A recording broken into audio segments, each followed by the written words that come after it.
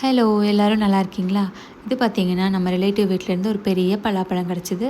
அது வந்துட்டு நம்ம நிறையா சாப்பிட்டோம். நிறையா ரிலேட்டிவ்ஸ்க்கும் வந்துட்டு டிஸ்ட்ரிபியூட் பண்ணிட்டோம். இருந்தாலும் கொஞ்சம் நிறையாவே பேலன்ஸ் இருந்தது. சரி அத வச்சு என்ன பண்ணலான்னு யோசிச்சுட்டு இருந்தப்ப தான் யூடியூப்பில் பார்த்தேன் ஜாக் ஃப்ரூட் ஐஸ்கிரீம். சரி ட்ரை பண்ணி பார்க்கலாமேன்னு கொஞ்சம் நட்ஸ் எல்லாமே வந்துட்டு சோக் பண்ணிவிட்டு, பாதாம் வந்து தோல் பீல் பண்ணிவிட்டு, அதே மாதிரி கேஷ்யூவும் சேர்த்து அரைச்சிட்டு, பால் காய்ச்சிட்டு, அது கூட இந்த நம்ம அரைச்சி வச்ச பேஸ்ட்டும் சேர்த்து நல்லா கலந்து விட்டு, கொதிக்க விட்டு நல்லா அந்த மாதிரி கெட்டியாகிற வரைக்கும் கொதிக்க விட்டுக்கலாம். அப்போ அந்த பேஸ்ட்டுக்கு தேவையான அளவு நான் வந்து மில்க் மேட் ஆட் பண்ணிக்கிட்டேன். அது கூட கொஞ்சமாக வேனிலா எசன்ஸும் ஆட் பண்ணி அதை ஆற வச்சிடலாம். அப்புறமா ஜாக் ஃப்ரூட் வந்துட்டு இந்த மாதிரி கொட்டையை நீக்கிட்டு பழத்தை மட்டும் தனியாக எடுத்து வச்சுக்கலாம்.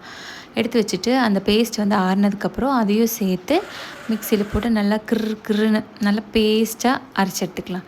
அரைச்சி எடுத்ததை இந்த மாதிரி ஏர்டைட் கண்டெய்னரில் போட்டு மூடி வச்சு நம்ம ஃப்ரீஸ் பண்ணிடலாம். நான் காலையில் வச்சேன்.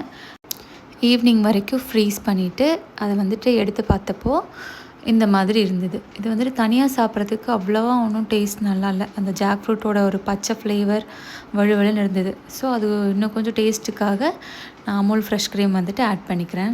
இந்த ஃப்ரெஷ் க்ரீம் வந்துட்டு கண்டிப்பாக ஆட் பண்ணிக்கோங்க. அதை ஸ்கிப் பண்ணாமல் ஆட் பண்ணால் தான் வந்துட்டு டேஸ்ட் நல்லாயிருக்கும். அது தனியாக சாப்பிட்றப்போ ரொம்பவே எனக்கு பிடிக்கல டேஸ்ட். ஓகேவா? ஸோ அவ்வளோதான். இதை வந்துட்டு நீங்கள் குல்ஃபி மோல்லையே ஊற்றி குல்ஃபி மாதிரி சாப்பிட்லாம். டேஸ்ட் வந்துட்டு குல்ஃபி